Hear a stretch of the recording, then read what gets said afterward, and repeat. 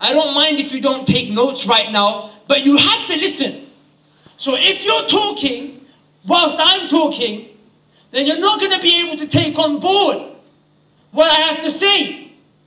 And there will be no travesty greater than you coming tonight and walking away exactly the same as you came in. So you need to make sure you're with me, okay? And I would like for you to all, if you want to, record this. So you can come back to this later if you want to take notes. I don't mind, you can record me. It's okay. Just don't show it to the feds. Brothers and sisters, as human beings, we disagree on a lot of stuff. As human beings, we disagree on a lot of stuff. And I'm not even talking about Muslims. Muslims have disagreements amongst themselves. One brother prays with his hands here. One prays with his hands here. Differences of opinion.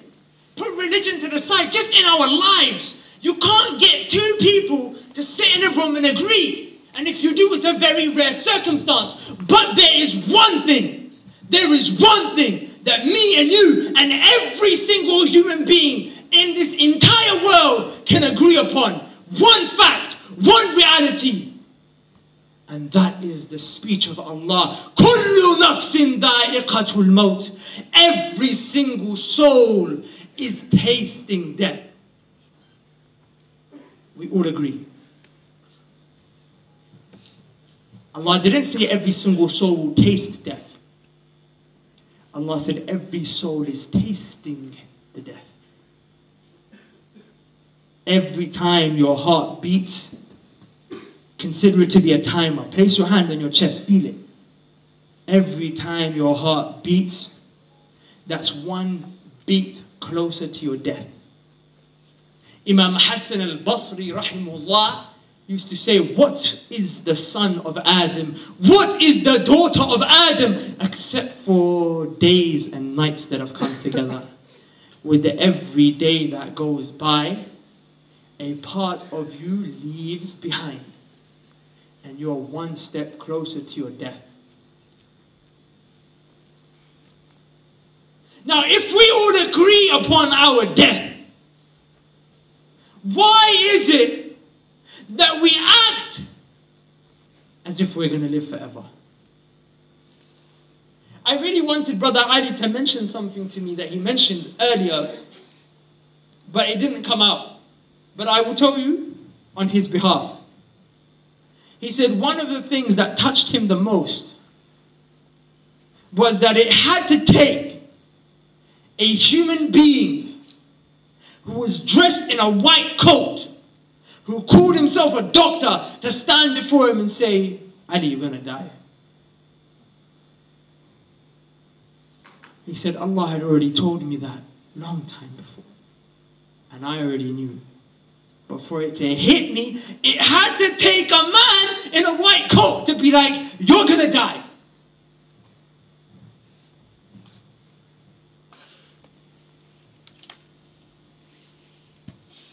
Allah subhanahu wa ta'ala told us in the Quran, نحن قدرنا بينكم الموت وما نحن بمسبوقين. Allah said, I decreed death for every single one of you, and I am yet to be challenged. Allah said every person, Allah wrote death for her and him. And Allah is saying, He's challenging you. If you believe you won't see death, then survive when the angel of death comes your way. And Allah said, I am yet to be challenged in that regard. Brothers and sisters, the Prophet ﷺ said, prepare for the likes of this day, the day you will enter your grave. Wallahi, you find people that spend 1 year preparing for their marriage ceremony. You find people spend 1 year preparing for their wedding ceremony. They spend money and time on the cars that are going to come, the venue that's going to be booked, the food that's going to come to the table. Forget the wedding, they start to discuss their honeymoon, the hotel, everything, all these things. Brothers and sisters, who promised you that you will see that day that you set 1 year from now? Wallahi, your wedding day isn't promised. Wallahi, the preparations you do for your college and university exams, it's not promised that you'll see your exam day. But Allah promised you death, and you agreed to His promise. You affirmed it, you acknowledged it. Yet you prepared for uncertain dates. You prepared nothing for the greatest certainty that we all have. It shocks me. Even me myself. Don't think I'm separate from you. We come to these events, our iman goes high, and we go back into the dunya.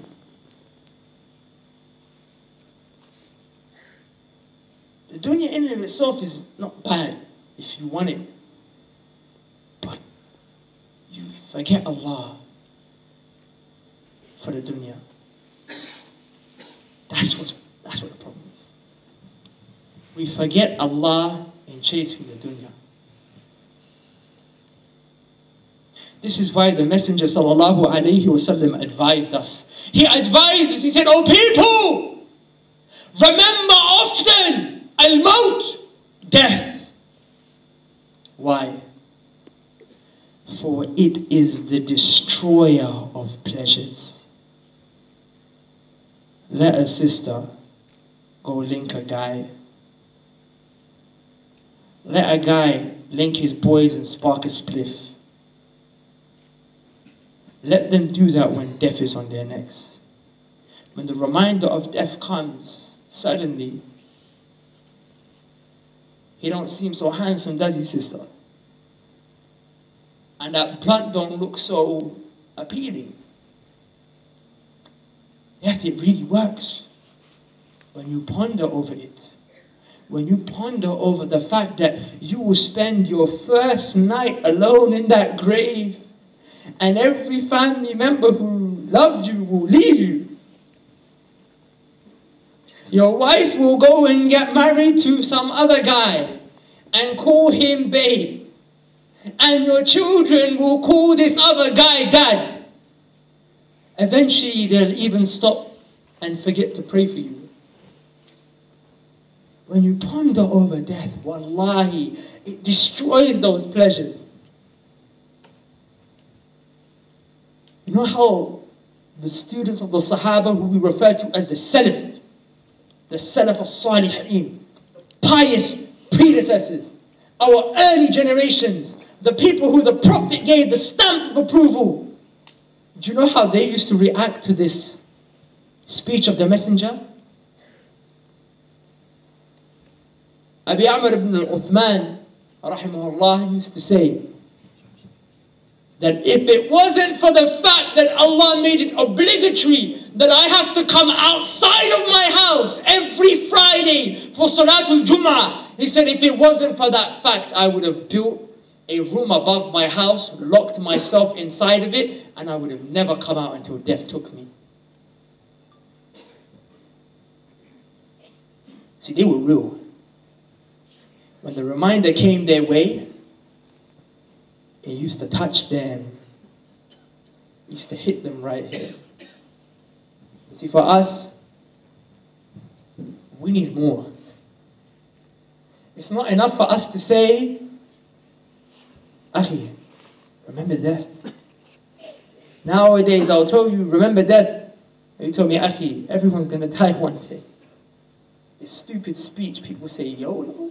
You only live once, as if to say, Allah won't bring you back out of your grave on the day of judgment. Wallahi, you will live twice. Death is not enough for the people's hearts to become soft. Is that how hard our hearts have become? That the remembrance of death is not enough to get us to stop? Yes. That is how hard our hearts have become. So what We have to do now what someone like myself has to do here, is come at you with verses upon verses and hadith upon hadith and stories and examples upon examples. Maybe your and my hard and rock hard heart will crack by the end of the night. Maybe. Guidance is in Allah's hands. We just deliver the message. Maybe it will crack my hard heart as well. Pay attention. Because tonight we want our hearts to be softened. Tonight we want to walk away ready to prepare for our death. Tonight we want to walk away just like Brother Ali who came on stage and spoke to you. What is the difference between you and him? It's like Brother Abu Bakr said at the beginning, the only difference is that he actually woke up. Well, did you think he was going to die and you weren't? Is that what we think? Did we come here feeling sorry for the brother? Like, oh, what? You're going to die soon. Oh, let me come hear your story and be inspired. Did you think you're not going to die? Hold on. Did you think you were promised to live longer than him? Just the other day, news came to me of a brother and a sister who were planning to get married. And a few days before the wedding day, the brother died. We want to leave here focused like Brother Ali's focused. We want to leave here, inshallah, ready to please Allah and prepare ourselves for that hole in which we're going to be buried. Because the life that comes after that hole is what really counts. So can you please lend me a sincere heart? Allah said in the Quran, this reminder, it only benefits the one who gives forth his heart. Brothers and sisters, the first thing that we need to do is we need to discuss and observe and analyze the reality of this dunya. Do you know what I mean when I say dunya? I mean this world, this worldly, materialistic life. The reality of this worldly life, what is it? Now you see, me and you are Muslims. And as Muslims, we were commanded to go back to the speech of Allah and His Messenger. We weren't commanded to go back to the speech of some random person who claims to be a sheikh. No. We respect and we love our scholars, but we disregard what they say unless what they say, before it they bring forth an ayah and a hadith. So what did Allah say? The one who created this world. What did Allah say about the reality of this dunya? Are you hearing me? Nod. Are you paying attention, sisters? Are you hearing me? Nod. Can you hear me clearly? Everyone hears me clearly? Fantastic.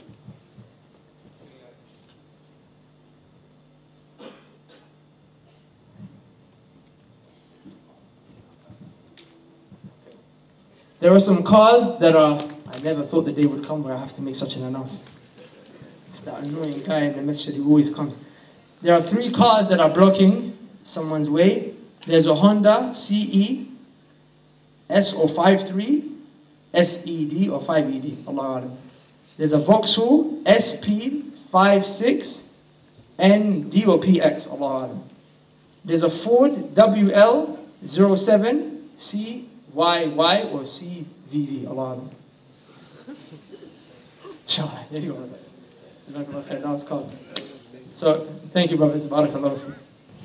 Don't look at them. Why are you not looking at them? The reality of this dunya. What did Allah say? When Allah speaks, you listen. Especially when He talks about that which He created. Allah told us in Surah Al-Hadid, ayah number 20, the reality of this world. Allah said, what is this world? Except for amusement and play, beautification, boasting with one another, accumulating wealth and children. Let's go into every single thing that Allah said, because Allah told us, ponder over the Quran. You don't just take it at face value. Understand what Allah is saying, internalize it in your heart. We go to the speech of the Salaf, The students of the Messenger sallallahu alaihi wasallam and their students, because they understood the Quran better than you and me. How did they explain it? They explained to us that when Allah said, La'ib wallahu, Allah subhanahu wa ta'ala referred to eating and drinking. So the first thing Allah tells us about this worldly life is that Allah starts off saying it's about food. Is food not a big part of our life? Is food not a big part of our life? We eat every day, we go to the fridge, a lot of money is spent on going to Tesco, Sainsbury's, a lot of money is spent going to little, whenever the friends are around, what do? You go out for a meal, family time, sit a munch around the table, food and drink. People die if they don't have food and drink, as Brother Ali mentioned to you earlier. So the first thing Allah told us about this worldly life is food and drink. That's it so far. What's the next thing? Allah said, wazina, beautification. Wallahi, you know when I pondered upon this ayah for myself, it shocked me how true it is. Wallahi, it shocked me how true it is. Sisters, respectfully, how many of you wake up an hour and a half early before going to college, school or work just so you can put makeup on your face? Just so you can, wallahi, it shocks me. Style your hijab? Don't laugh. Is the hijab meant to be styled? Rather, the purpose of the hijab was to cover your beauty, not so you can look beautiful in it. Now, the most famous Muslim people on YouTube are hijabi tutorial sisters. Don't laugh.